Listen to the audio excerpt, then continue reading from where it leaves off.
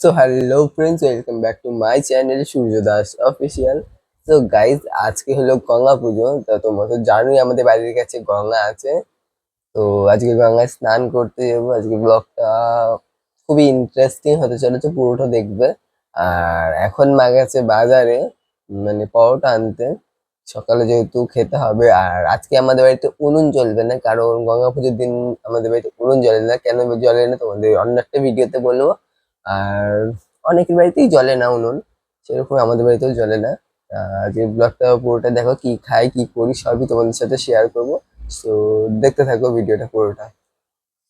Guys বলেছিলাম যে গঙ্গা স্নানে যাবো, কিন্তু গঙ্গা স্নানে আর যাওয়া হলো না, তাই কলেজ স্নান করে আজকে পুজো দেবো। সো ভিডিওটা পুরোটা দেখো। সো গাইস দেখো, আমি স্নান টান করে ঠাকুর ঘরে চলে এসেছি। আর আজকে যেহেতু বৃহস্পতিবার, তাই ঘরটি মঙ্গল চিহ্ন এঁকে নিচ্ছি। আর আজকে বৃহস্পতিবার যেহেতু ঘর স্থাপন করবো, সেই জন্য। আর এইদিকে দেখো আমার ঠাকুরগুলোকে কেমন লাগছে একটু কমেন্টে জানাবে।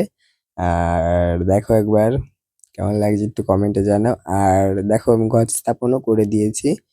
আর আমার পুরো ঠাকুর ঘরটা কেমন লাগছে একটু প্লিজ কমেন্টে জানিও। আর আজকে বৃহস্পতিবার যেহেতু, সেই জন্য না খেয়েছিলাম, সেই জন্য একটু বাবার মাথায় জল ঢালিয়ে নিলাম। আর আজকে দিয়েছিলাম হলো আম দিয়েছিলাম, গাছপাকা আম আমাদের গাছের, আমাদের ওই বাড়িতে যেহেতু গাছ আছে। দেখো একবার। আর বাটিতে ভোগ তুলে নিয়েছিলাম ঠাকুরের। আর একবার ঠাকুরটা তোমাদের আরেকবার দর্শন করিয়ে দিলাম। আর তারপরে দেখো আমি খেতে বসে পড়েছি। আর এটা কিন্তু হোটেল থেকে আনা। আজকে যেহেতু গঙ্গা পুজো, সেই জন্য আমাদের বাড়িতে তো রান্না হবে না, সেই জন্য হোটেল থেকে এনে খেতে হচ্ছে, এই আর কি। আর খেতে খেতে আমার 3:30 বেজে গেছে। আর দেখো সবাই 3:30 বাজতে না বাজতে সবাই দেখো খেলতে নেমে গেছে, আমাদের পাড়ার ছেলেপেলেরা।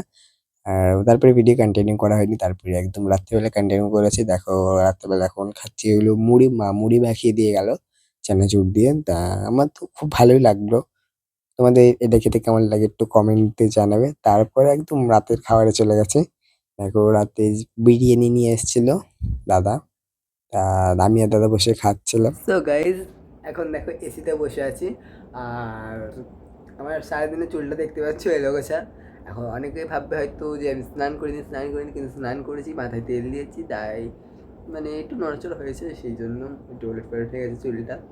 তা যাই হোক, আজকের ব্লগটা কেমন লাগলো একটু কমেন্টে জানাবে। আর যদি ভালো লাগে অবশ্যই লাইক কমেন্ট শেয়ার এবং সাপোর্ট করে পাশে থাকবে। আর দেখা হচ্ছে অন্য কোনো ভিডিওতে। তো এখনকার জন্য টাটা।